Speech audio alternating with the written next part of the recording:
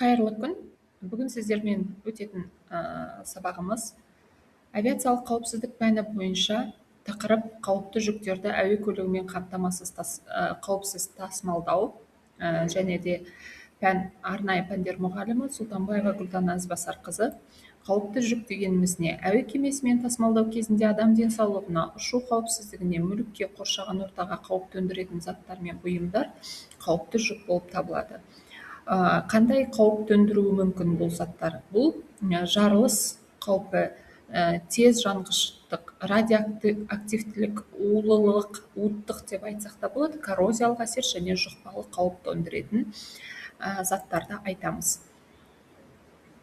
Бұл қауіпті жүктер Чикаго конвенциясының 18-ші қосымшасы да жазылған стандарттар бойынша қапталады, арнайы өз тексерістен өтеді және сол Чикаго конвенциясының стандарттары бойынша тасымалданады және оған берілетін техникалық нұсқаулық ИКАО-ның 92-84 документі болып табылады. Және де Қазақстанның ішіндегі заңдар бойынша әр мемлекет өзінің заңы бойынша қосымша тасымалдану жүргізіледі.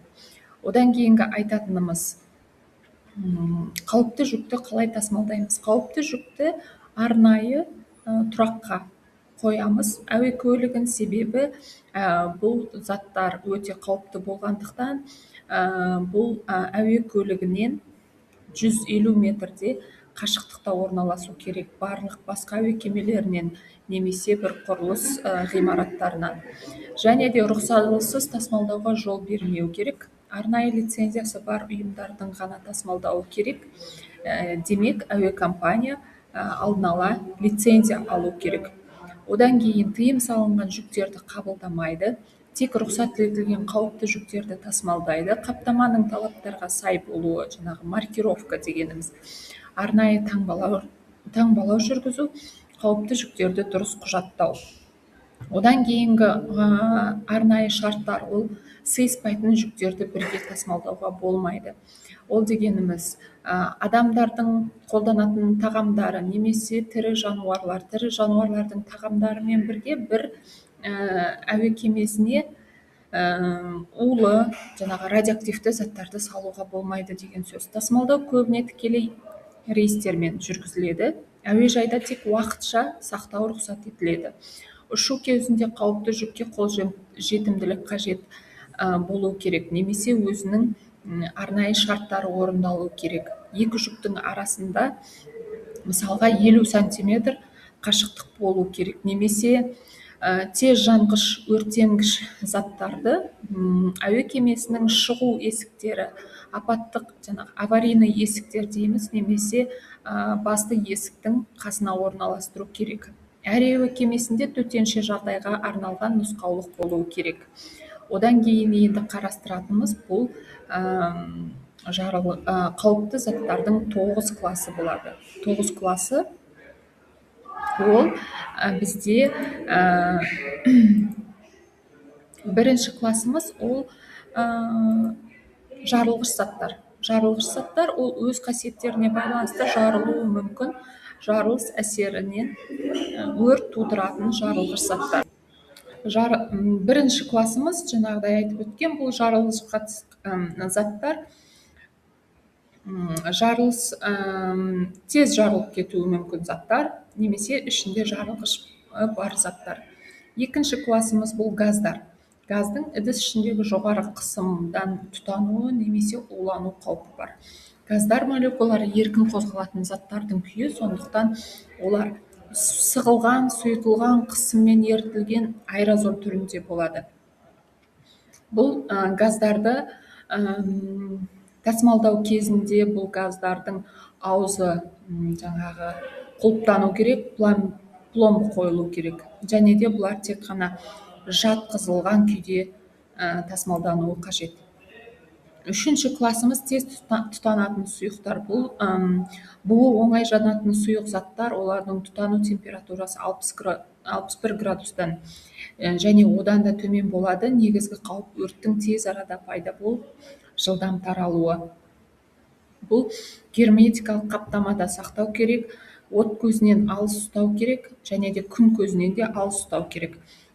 Арнайы таңбалармен әрқашанда белгіленеді. 4-ші классымыз тез тұтанатын қатты заттар. Бұл заттар үйкелістен, қызудан, ылғалдың әсерінен оңай тұтанатын қатты заттарды айтамыз. Көбіне үйкелістен пайда болатын заттар.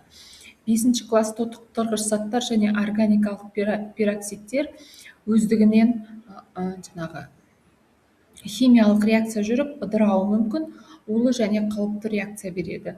Ол қалай әсер етеді? Ол жануды күшейтеді, жарылыс қаупі бар және термикалық тұрақсыз болып табылады. 6-шы классымыз улы және жұқпалы заттар. Жұқпалы заттар ауру тудыратын микроағзалар болып табылады. Құрамында болуы мүмкін бактериялар, жаңағы вирустар, паразиттер өте үлкен қауіп төндіруі мүмкін. Адамның улануына, ауру болуына, тіпті өлім тудыруына әкеп соқтыруы мүмкін. 7-ші классымыз радиоактивті материалдар. Бұл альфа, бета, гамма сәулененуі арқылы адамның организміне, адамның өміріне қауіп төндіретін сәуленену болып табылады. Ол көбінесе медицинада немесе өнеркәсіпте қолданылады.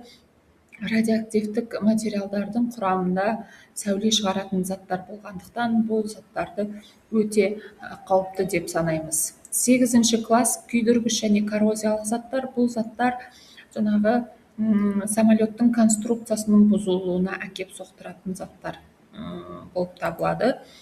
Және де ең соңғы классымыз бұл 9-ші класс. Бұл классқа тасымалдау кезінде басқа қауіптілік класстарына жатпайтын, бірақ қауіп төндіретін заттар мен бұйымдар кіреді. Бұл жерге біз жаңағы мазут, мақта талшықтары, мұнай және де жаңағы құрғақ мұзды қоса аламыз. Төтенше жағдай кезіндегі әрекеттер. Егер де әуе кемесімен ұшу барысында қандай да бір төтенше жағдай орын алатын болса, ең бірінші кезекте жаңағы әуе кемесіндегі тірі қалған немесе экипаж ең бірінші мезетте әуе бортында қауіпті жүк бар екені туралы хабардар беру керек. Және де онымен қоса істелінетін іс-әрекеттер қауіпті аймақты оқшаулау керек, экипаж бен арнайы қызметтерге хабарлау, өрт немесе жарылыс қаупін анықтау, қорғаныс құралдарын пайдалану, қауіпті жүкті басқа жүктерден аластату, қажет болса эвакуация жүргізу керек. Және де алғашқы медициналық көмек көрсете отырып, авариялық нұсқаулық бойынша әрекет ету қажет. Сонымен бізде қауіпті жүктерді әуе көлігімен тасымалдау кезінде қатаң халықаралық ережелерге бағыну керек. Себебі бұл өте қауіпті жүктер болғандықтан қоршаған ортаға, адамдардың өміріне тигізетін қауіп қатері өте жоғары. Сондықтан тек қана стандартпен, нұсқаулықпен жұмыс істеу керек. Қауіпсіз тасымалдау адам өмірі мен авиация қауіпсіздігінің маңызды кепілі болып табылады. Назарларыңызға рахмет. Сау болыңыздар.